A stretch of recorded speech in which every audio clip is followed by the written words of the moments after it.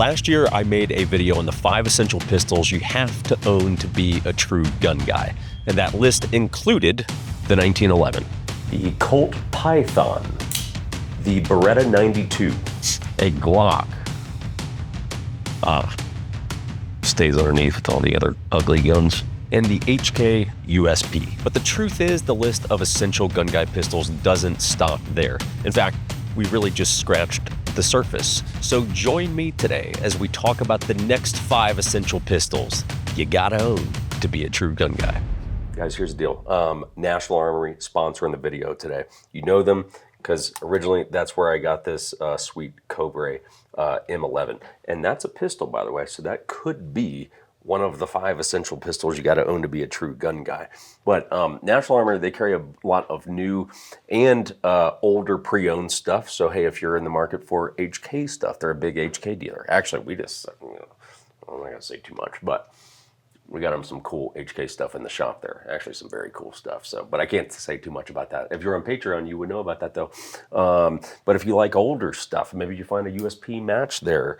Maybe you would find a Smith & Wesson Model 29. I actually know they had one there. Maybe a man with no name. You know, maybe they carry the Cimarron stuff. I mean, who knows? I'm not telling you what to do. I'm just saying, hey, if you need gear, that'd be a place to go do it. If you have gear you need to sell, I would also suggest hit them up. I actually wanted to thin out my collection just a tiny bit recently, and actually sent some things to them that they put on their gun broker, and they got great prices for me. Frankly, I was a very happy customer. So if you need to move some stuff, hit them up. If you need to buy some stuff, you can hit them up. Pre-owned, it's online. It's it's in the Pittsburgh area there. If you're local, a code you guys can plug in on their site is 1911. That'll save you guys 10% off of their entire site and store. Check it out. We appreciate their support. On with the show. You know, when I looked at the comments from last year's video, there was a consistent gun that got voted that I missed. How could you not have this gun in your 5 essential pistols list? And the truth is, I don't really disagree. You gotta own a SIG 226.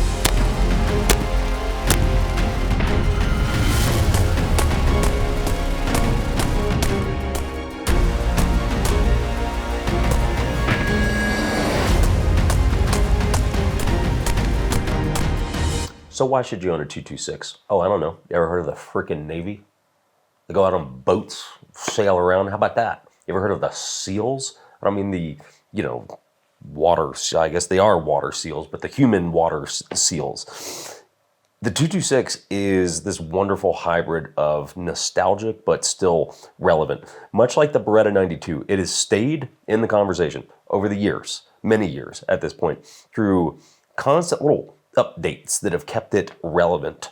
And I will tell you, and by the way, everyone, I'm sick, so you just got to kind of deal with it throughout the video. I'll do my best here.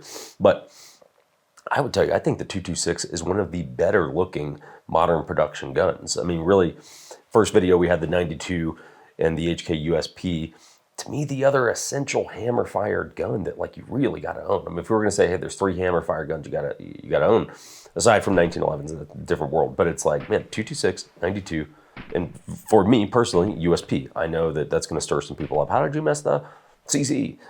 I don't know, man. You just, we're into what we're into, So which 226 should you get?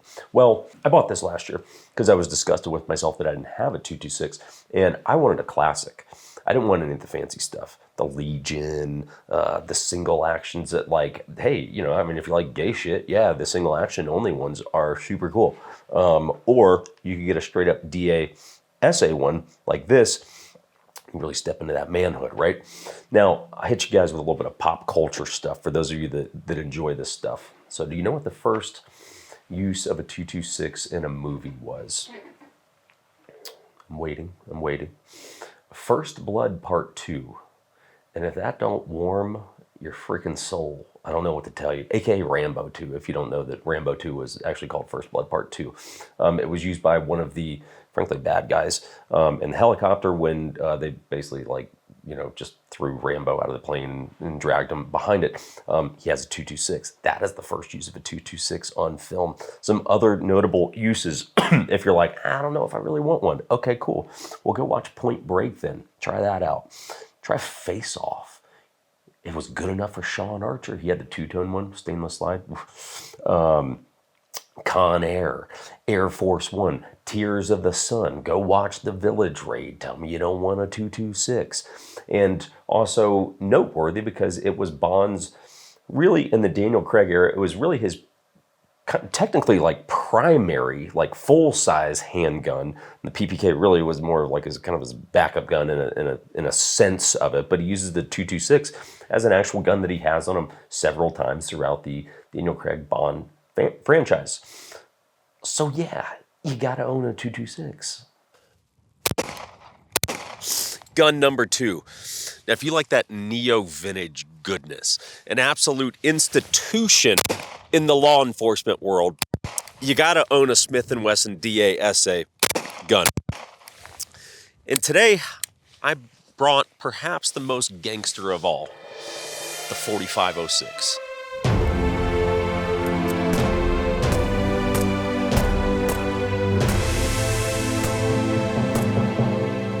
So here's the deal, everyone. I have sort of an irrational love of this series of Smith guns, right? Which really carried on for quite a long time. But I feel like they've almost entirely left the mainstream conversation. So I'm actually looking to do some videos on these wonderful Smith pistols throughout the year. Some different models, have some cool, different historical pop culture references, things like that. But like I said, this is a very popular lineup of guns for a very long time. Started with the first gen in the Model 39, which came out in 1954. And what was pretty cool about that is that it really came out as a post-World War II gun in response to the interest the U.S. military had taken in the Walther P-38. And the Model 39 basically became the first U.S.-designed DASA semi-auto pistol. So, yeah, hey, P-38 wound up leading to all these bad boys right here. The lineup of guns can get pretty confusing because the numbering system that they use at first seems like nonsense. It seems like what is this? And it became very difficult even for me taking an interest in these to figure out so there's so many different ones that I don't really know how to determine what is what anymore. So I actually created a spreadsheet, if you will, because I'm a nerd like that, and that's what I do. So if we take the 4506 that I just picked up, and I picked it, I was so excited. I was bidding on this in an auction, and I won it, and I was just, I was pumped. So here's what the 4506 is. The 4 digits, okay, 4506, right? The 4 digits indicate that it's a 3rd gen gun. The 3rd gen ranged from 1988 to 2010. The first 2 digits basically dictate caliber and capacity. So the 45 within the 4506 basically means that this gun is a 45 ACP single stack gun with a 5-inch barrel, okay? That's where the 45 comes in. The next digit, the 3rd digit, dictates size and trigger type. So the 0, right, the 45-0, means that it is a standard or full-size gun and comes with a DASA trigger. So, right, so basically first trigger pull would be DA, and it's actually a really nice DA, and then beyond that, the thing would reset and you would just go to single action. Then you can decock, right, and send her back to double action. The 6, in this case, dictates finish and materials. So that 6 means it is a steel gun with a stainless steel finish. So you put it all together, the 4506, you basically got a single stack 45 ACP 5-inch barrel full-size frame, DASA, stainless. That's pretty much the nuts and bolts of it. You jump over to a different model, for example. This is a 5946, and I'm not really picky on which gun from this era of firearms you own. I just think you really gotta own one. So this is a 5946. I actually picked this up on a police trade-in from AIM Surplus. And you can find some great trade-ins on these still. AIM Surplus is a place that does get in a good amount of these on on police trade-ins. And so I picked this up from them because it's cool, because like this was a actual duty issued gun. The 5946, the 59 indicates that it is a 9mm double stack 4-inch barrel. The 4 in the 5946 indicates that it is a full-size frame with a double action only trigger. So what that means, hey, when I chamber the gun, obviously you will see the hammer is basically bobbed. So every trigger pull, no matter what, well, and then it would of course reset, right? But basically every trigger pull is double action only. And then the 6 indicates, much like the 4506, that it is a steel gun in a stainless finish, not an alloy gun. So yes, these guns are very, very cool. If you're looking at the 4506 and you're like, that looks pretty familiar, have I seen that somewhere? Yeah, my friend, Alonzo had it in training day, okay? Slightly different because mine's squared trigger guard, but like, well, we'll probably talk about that in a future video. But like, yeah, if you need a reason to get a 4506, just go watch training day there, fella. Okay, gun number 3. And to be candid with you, I was not going to shoot this gun today. I was just going to show it to you because I've never shot this gun. But I do think that a true gun guy should own a Luger. And just because I think fondly of you guys, see if she works.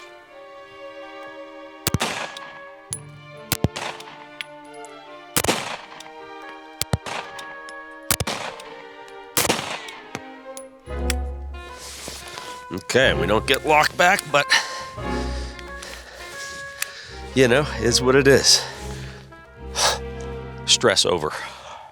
So you know a gun is famous when you don't even need to call it by its model name, because a Luger P08 would be the correct term to call this. But if I just say, you gotta have a Luger, don't you kind of know what I'm talking about? Aren't you like, well, yeah, I know exactly what you're talking about, because there's only one Luger, like it's the Luger. Yeah, like that's kind of why you gotta have one, because it's that iconic. It's that, like, we just know it by its name. You gotta have a Luger.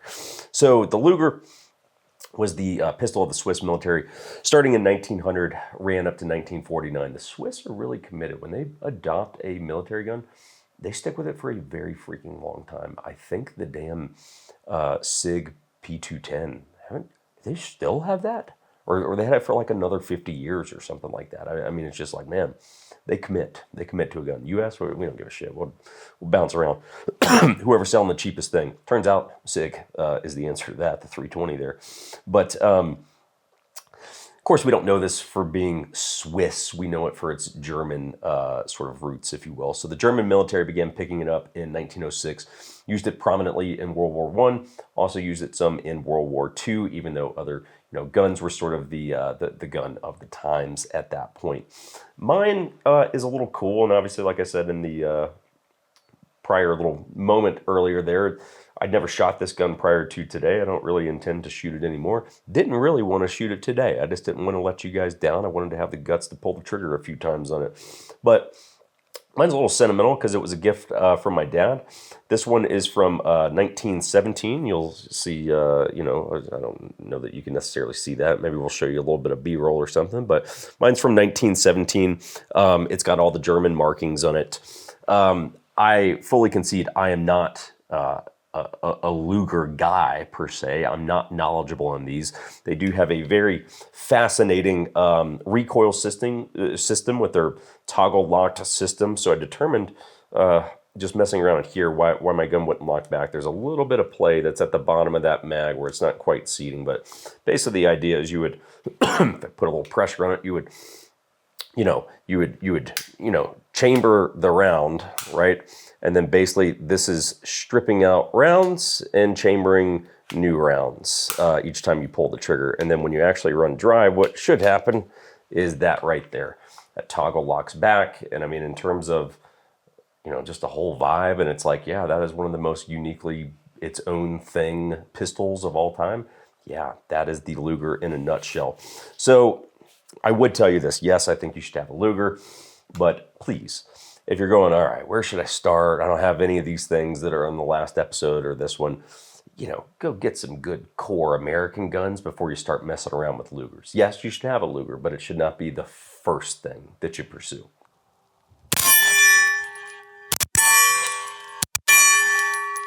All right, guys, here's the deal. I want to tell you about what I think is a very cool giveaway. I think a lot of you guys are going to be excited about it. One of the sponsors for our channel, it's where I buy my ammo. It's from ammo2go.com. You'll see that fancy steel target that I missed.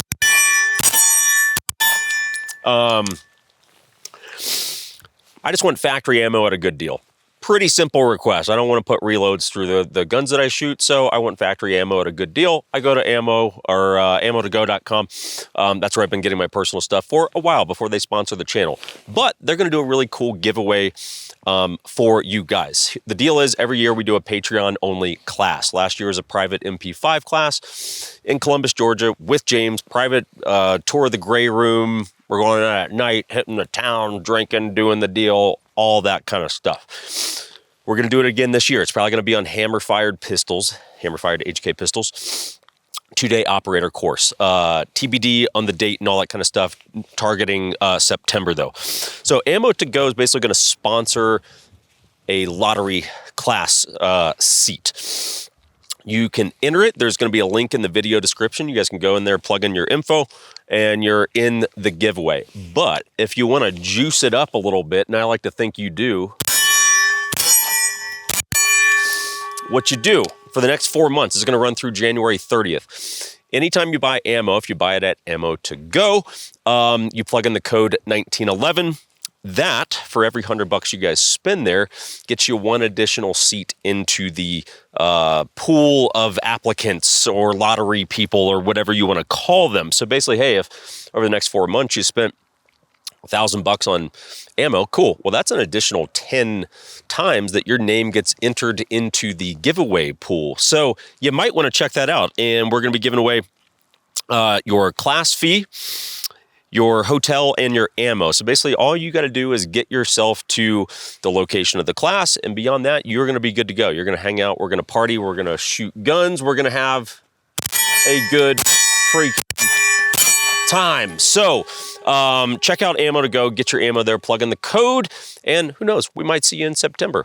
Appreciate it. On with the show. Gun number 4. It is fine to own certain guns that you have no plan for other than the simple enjoyment of owning them. And that is the case of the Beretta Cheetah.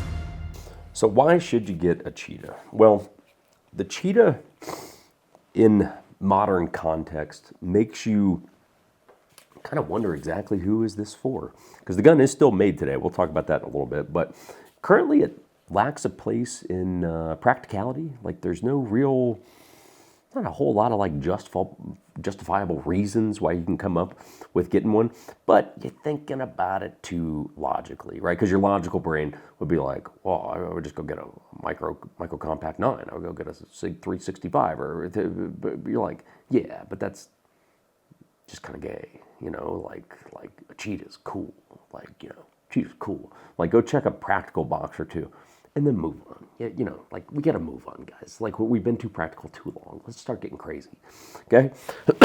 So, the Cheetah came out in 1976. It was really a gun designed around concealment, largely for detectives.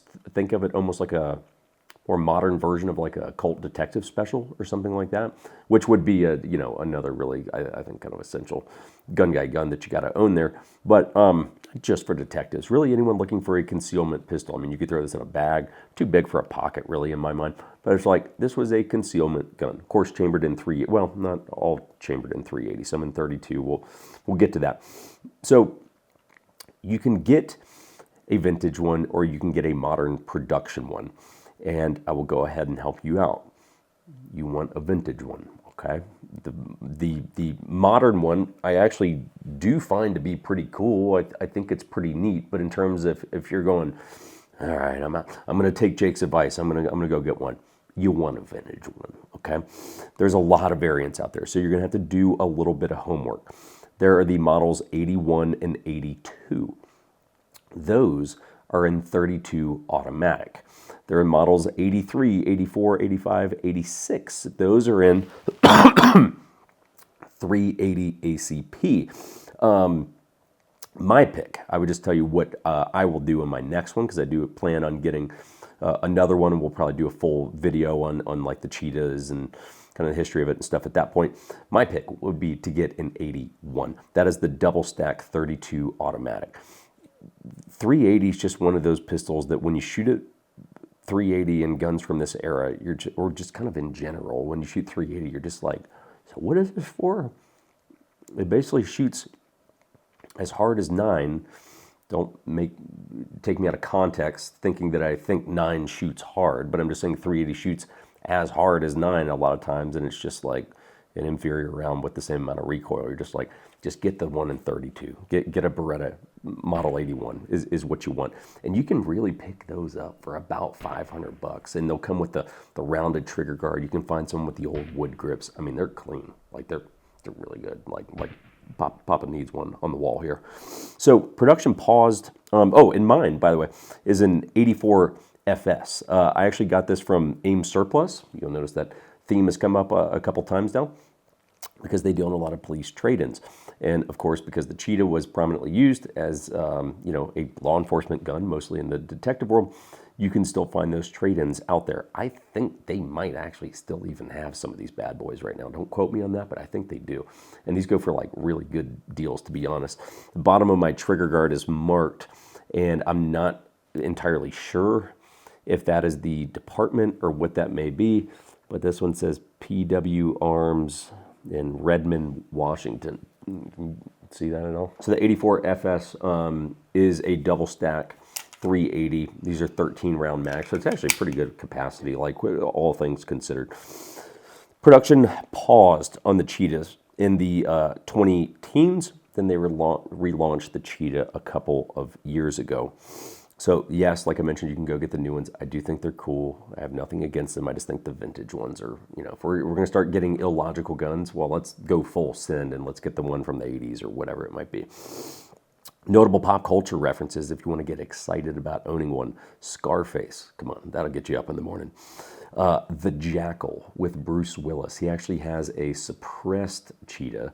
I imagine a lot of you have seen The Jackal. Richard Gere, Sidney Poitier, and Bruce Willis. If you haven't though, oh boy, that is Gun Guy. Like, that is Gun Guy movie royalty right there. Of course, we've got the Matrix Trinity. She's carrying a set of these bad boys. And we got Jack Nicholson rocking one in The Departed. The Cheetah's just a gangster gun, man. Gun number 5. Coming from the rather underpowered detective Beretta Cheetah, we spin it forward to another detective gun. Except it is the detective gun of Harry Callahan, which means weak people need not apply here, because we're talking about the Smith & Wesson Model 29.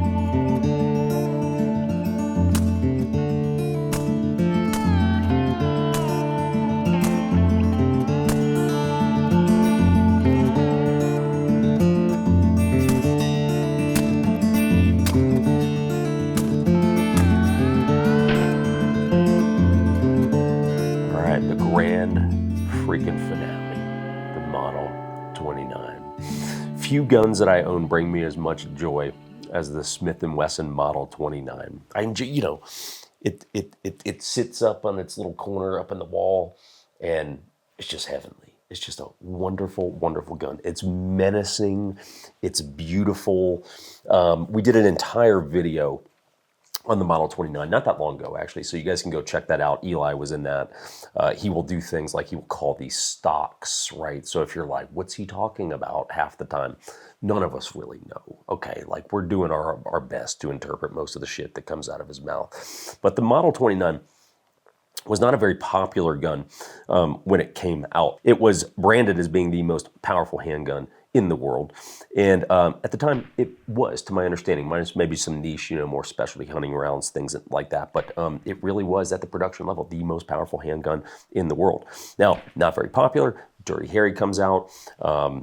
Harry Callahan, played by, of course, Clint Eastwood, gets issued the Model 29 in the movie, and it becomes pop culture legend. And it translates to sales, real deal dollars going out the door because of Dirty Harry. But if you're like, well, I've seen Dirty Harry, has it been in anything else? Yeah. I would recommend you guys go watch it's like late 90s, early 2000s, I would say semi-classic with Mel Gibson called Payback. Payback is great because there's no hero in the movie. There's not a single good guy in the whole movie, but he has I believe 4-inch Model 29 pretty much the whole movie, and it's great, and it's used to proper effect as a 4-inch Model 29 should. And there's just something special, man, about the Model 29. It's utterly American. These are still made today. Smith & Wesson still makes basically exactly what you see here. They do it both in the 4-inch and the 6.5, which is what this is. They also, did have these in some longer barrels that tied into Dirty Harry and everything. We won't go into that now, but if you were looking for like, all right, maybe I'm going to get one, what is the right answer? Much like the Cheetah, vintage, man. You want to go vintage. Like, a new one's fine. If you see one in a shop or something, which you probably won't. I've never seen one sitting in a shop. But if you saw it and you picked it up, I wouldn't be mad at you. I'd be like, cool, man, that's a great pickup. But if you're going to go drop like $1,500, I would probably look for like a Model 29-2, which is what this is, which has a pinned and recessed cylinder. It's just a higher attention to detail that they got rid of once they went to the Model 29-3. So it's like, hey, look, you can go down this rabbit hole, do some research, go watch the 29 video that we actually did. This one's particularly cool because it has the target hammer, target trigger, so it's got this nice fat, wide trigger. Mine has a little bit of, might need to be tuned up or something. I think the trigger is actually too light, which is why you guys might have noticed in some of the footage occasionally having a couple light strikes where it just doesn't quite have enough juice to set off the round. So I might have to get her tuned up, but you know what? She's old. She's from 60s if I recall right. So that's the 29. So that's it, guys. Those are the 5 next amazing handguns that you gotta own to be a true gun guy. And I say that sort of jokingly, but also not. Like, I just think that there are certain guns where it's like, not saying you gotta have them all now, but it's like, these are things that like you really should have. We don't need 9 Glocks. You don't. You don't even really need one. I'm kind of mad that the one was even in the first video. I think I've had a change of heart in that, but I can't take it back. But here's the deal. The list is actually not done. There's a lot more good stuff. I got about 20 total, and we're only 10 in right now. So we'll do another episode, but until then, hope you guys are doing well. We'll see you next time.